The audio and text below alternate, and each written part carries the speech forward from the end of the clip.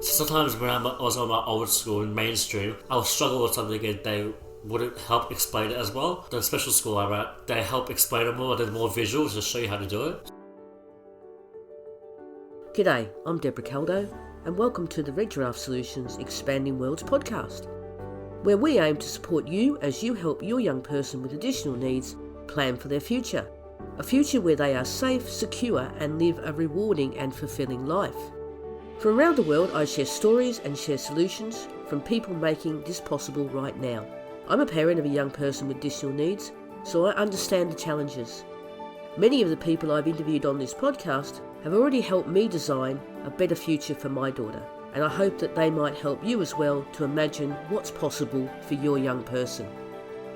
Sharing our stories is one of the most powerful things we can do as parents and families of children with additional needs, because we learn so much from each other, get support from people who get it, and often get lifted up when we realise someone else has been there and has had the same doubts and fears as we do, but they've got through to the other side.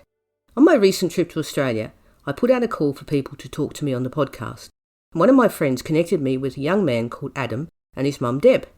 And this is part one of the conversation I had with them, where we talk about school, and in the second part of the episode next week, the focus is on paid work.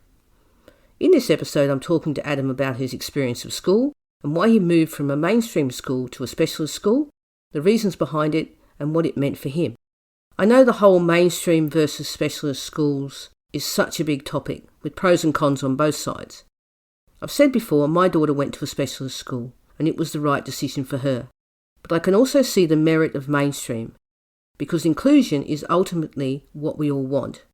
But there remains so many issues that need dealing with around resources, funding, and also acceptance. And all of these come up in our conversation. So I'm going to let Adam and Deb tell their own story.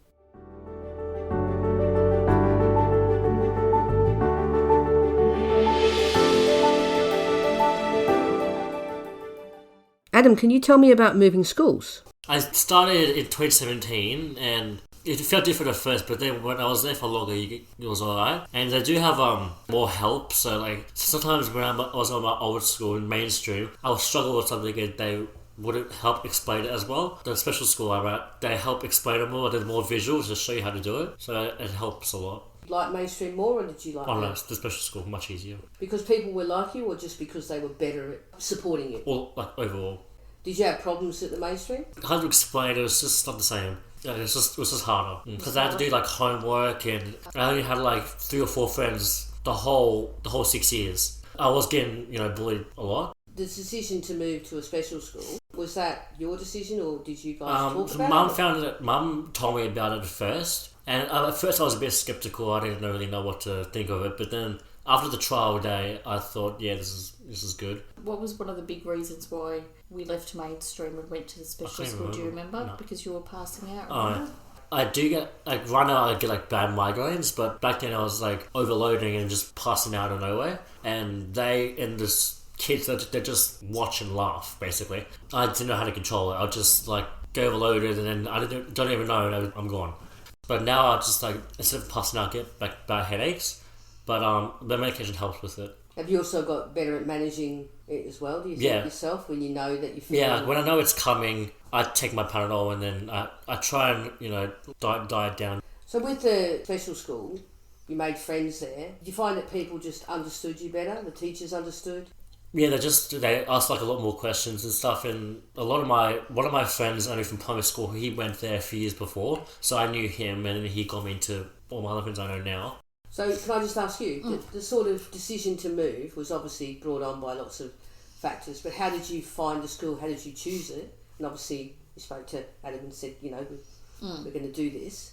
It was probably the hardest decision of my life, to be honest. I sat in my car when we had him enrolled at the school and I bawled because I didn't know if it was the right decision. Because it was quite confronting because there was a lot of kids with different ranges of disabilities. In the classes, they don't really by years. It's just by it's just more by, how capable you are. Like if you need more help or, Yeah, so obviously there was a lot of paperwork and things to go with it. It took quite a long time to get him in there, but I'll never forget the principal that was at Adam's school, the specialist school, said to me, I'll be the first person to tell you if Adam is not right for this school. I will be the first person to tell you. And I walked out of her office and I thought, okay, I feel a little bit at ease now, because it was more my husband that was pushing for it, but I was not too sure. I didn't know if it was going to be the right or wrong thing to do. Like, I knew in my heart, but my heart was telling me one thing and my head was telling me a different thing, but it was the best thing we ever did. By far, it was the best thing we ever did. He said, like, it didn't take him too long, but before we knew it, after the first year. The first year was a little bit hard, because the teacher too wasn't. Yeah, she was not too understanding of. She because there was a lot other kids in my class that were not capable, so I wasn't able to use I had to use a plastic knife and all that stuff. I couldn't even use the real one, and I'm like, I know how to use it. Can I just show you how I can use it once, and then. But they'll go, no, you cannot use it. And it was a bit difficult the first year. Yeah, it was a bit difficult because he was still passing out a lot at school. But that settled down after a few months anyway. But look, it was the best thing that we ever did. He got on so well with his teachers, his peers, the principal. Everything was just, we couldn't have asked for more. The support was amazing. It was amazing. It was wonderful. In the in my last year, I did work because I wanted to do work experience in childcare. So they put me. They said we'll put you in a prep class for work experience and see how you go. And so every Monday I'd go into the prep class and I'd help them the reading, writing, and all that stuff like the basic assistant. And but by the end of the second week, I would know off by heart the food routines and everything. The teacher was like. And all the little kids, they'll all be like, when's Adam coming to the teacher?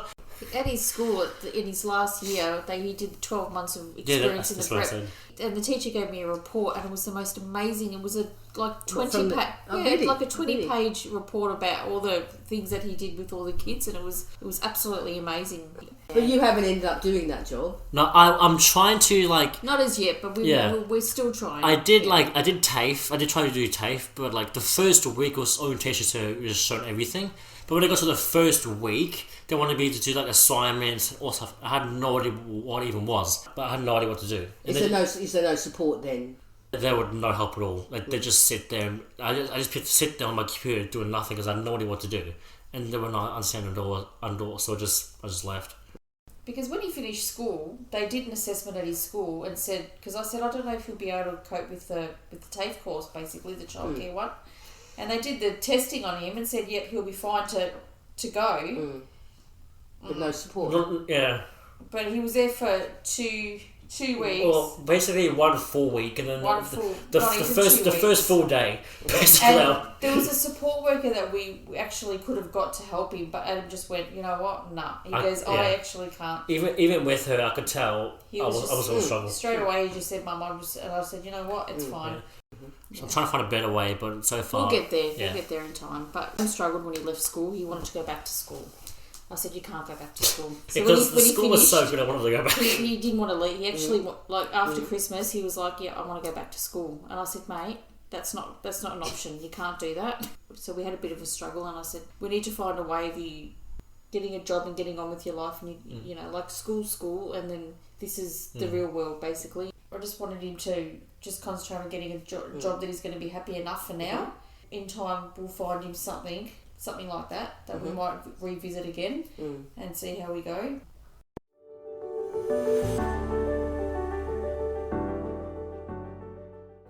It's obvious that Adam and his family made the right decision for him to move schools, and the outcomes were exactly what they had all hoped for. But as you heard, it's never easy, and there are always those doubts. Adam's story also confirms that there are still so many issues, not only around mainstream school, but the transition out of school as well. But ultimately, we know our children best. And I think we need to remember that and trust ourselves a lot more. Because let's face it, no one wants them to succeed as much as we do. Tune in next week for part 2 of my conversation with Adam and Deb, where we talk about Adam leaving school and his experiences of finding paid work. I just wanted to say thank you for taking the time to listen. And I hope that the stories and the solutions shared on here help you as you support your young person to create their future. And if you know anyone who would find the ideas useful, please share the podcast with them. Of course, if you want to, you can leave a review, because that is another way families who need this information can find it more easily. This show is created as part of Red Giraffe Solutions.